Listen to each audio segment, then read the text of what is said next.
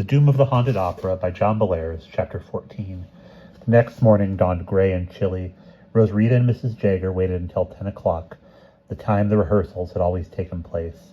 Then they drove over to the Barnevelt's house in Mrs. Jager's black 1939 Chevrolet. Rosarita saw a light burning in the front upstairs bedroom that Mrs. Holtz used, and a moment later she saw Mrs. Holtz herself walk past the window. She and Mrs. Jager waited for a long time, but Mrs. Holtz did not come out. Finally, they drove back to Mrs. Jager's house, where Rosarita used the telephone to call home. "Rosarita," said her mother in a stern voice, "where in the world have you been? I got home late last night and thought you were in your room, and then this morning I found your bed hadn't even been slept in." "Here, dear," said Mrs. Jager. She took the receiver from the stricken Rosarita and said sweetly into it, "Louise, hello, this is Mildred Jager. Yes, fine, dear. Yes, Rosarita told me you were singing in the opera. Yes, I'm sure it's very exciting. Well, I wanted to tell you that I'm the reason Rosarita wasn't at home. She offered to help me with a few things around the house, and then last night we were playing Monopoly. I intended to drive her home when we finished the game, but we fell sound asleep, yes, both of us, and we didn't wake up until this morning. So, of course, I had her call. I'm terribly sorry if we worried you. Yes, certainly. I'll be delighted to bring her tonight. I hope it's a good show." She hung up and said, "Whew. "Thank you, Mrs. Jager," said Rosarita in a small voice. She hated to deceive her mother, but what choice did she have? What did Mom say about the show? "Well, there's no rehearsal today because the performance will be tonight at 7. Everyone is supposed to report to the theater at 4, she says, so I suppose we'll just have to wait until then." "What about Louis?" wailed Rosarita. "That awful Mr. Vanderhelm has him." "I know, dear. I'm sorry. I'm afraid there's nothing we can do until we have a chance at the mirror." But Rosarita blinked behind her spectacles. Her eyes felt hot and itchy. "But we have to do something," with a sad smile, Mrs. Jager said. "Now, don't give up hope, Rosarita. Remember what I told you. Louis is safe, at least until the detestable opera is performed. We'll just have to make our move at the right time and do everything we can to help him." "But it's not fair," insisted Rosarita. "It wasn't even Louis's idea that we go down into that orchestra pit last night. It was mine. If something happens to him, it's all my fault." She broke off with a choking sob. Mrs. Jager spread her arms wide. Rosarita fell against her and cried hot tears of anger, frustration, and fear. The hours of the dead, dull day trickled by with agonizing slowness. Rosarita would look at the clock, spend what seemed like a long time doing something else, and look back only to find that no more than 5 minutes had passed. All day long she worried and fretted about Louis. Usually he was the worrywart. Louis had a real talent for dreaming up horrible things that might happen but never did. Now Rosarita was the one imagining all sorts of terrors and working herself up into a state over them. Mrs. Jager made grilled cheese sandwiches and tomato soup for lunch, but neither of them ate very much. The day grew darker and cloudier, and an unearthly hush settled over everything. New Zebedee appeared to be holding its breath, anticipating some great and terrible event. Finally, at 10 minutes to 4, neither Mrs. Jager nor Rosarita could stand the wait any longer. They climbed into the old black Chevrolet and drove over to High Street. They arrived just in time to see Mrs. Holtz bustling away in her black coat, her heavy purse swinging by her side. At Rosarita's suggestion, Mrs. Jager parked her car around back, just outside the garage where Jonathan Barnevelt's 1935 Muggins saloon was housed. Rosarita came around front, nervously looking left to right. No one was watching. The house, number 100 in red reflecting numerals, was bolted to the iron fence around the front yard. Rosarita grasped at the one and tugged. It pulled away from the fence, and she twisted it to the right. The numeral, which was about 1/4 of an inch deep, was hollow, and the spare key was inside. Rosarita turned the numeral back to its normal position and pushed until it clicked into place. Then she unlocked the door, and she and Mrs. Jager went into the front hall. "What time is it?" asked Rosarita. Mrs. Jager looked at her watch. "Nearly 4:15. Rosarita groaned. They had less than 3 hours before the performance began. What could they do, even if they managed to reach Jonathan or Mrs. Zimmerman? The two of them were far away in Florida. They could never return to Michigan in time to fight the evil spell. Still, Rosarita knew they had to try. They stood in front of the hat stand, and wielding her magic spoon, Mrs. Jager said firmly, I know I'm not a very accomplished magician, but there is good magic here. I call upon it to help us. Show us Jonathan Bonnevelt or Florence Zimmerman now. Roswitha bit her lip. The mirror reflected nothing but their two anxious faces. Then it shimmered again, filling with swirls of color. When it cleared, Roswitha blinked in surprise. A chubby, red-bearded man in strange medieval garb was tinkering with what looked like a human head made of bronze or glass. He glanced toward them, jumped in his seat, and cried out, "By St. Loy, what vision is this?" "Sorry, Friar Bacon," called Mrs. Jaeger apologetically. "Carry on." The vision faded.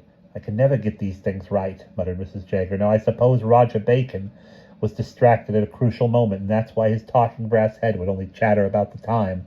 Let me try again." She repeated her spell, and once again the mirror shimmered.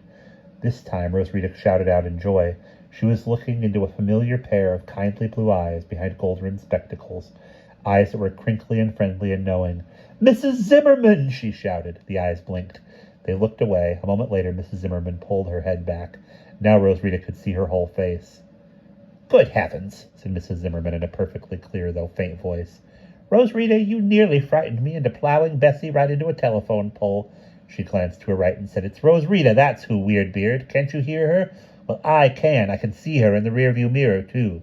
Jonathan Barnevelt then leaned into view, his head close to Mrs. Zimmerman's. "Sure enough," he said. And this time Roswitha could hear his voice.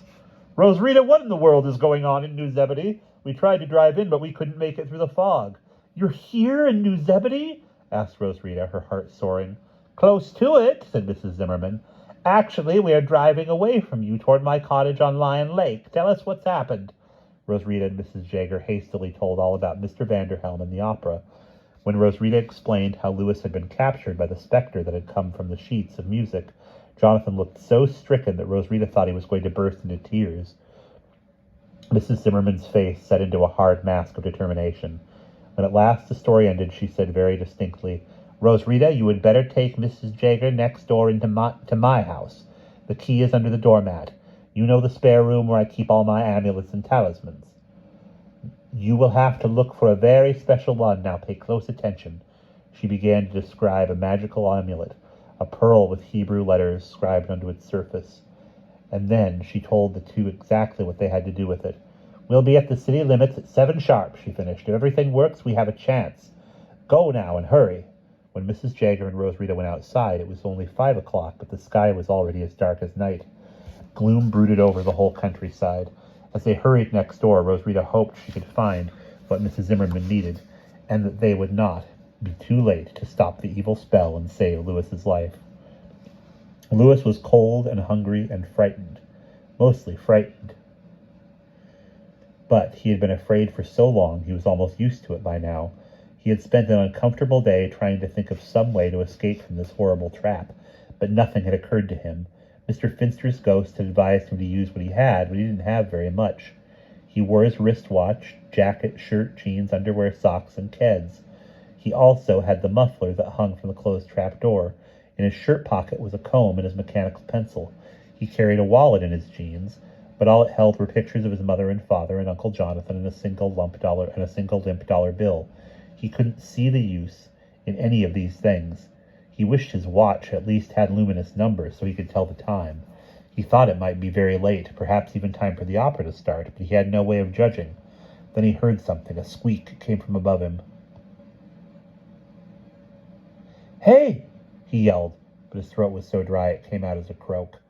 He heard the squeak again. Someone was walking on the trap door. He yelled again. Then he remembered that Mr. Vanderhelm had said the trap was soundproof.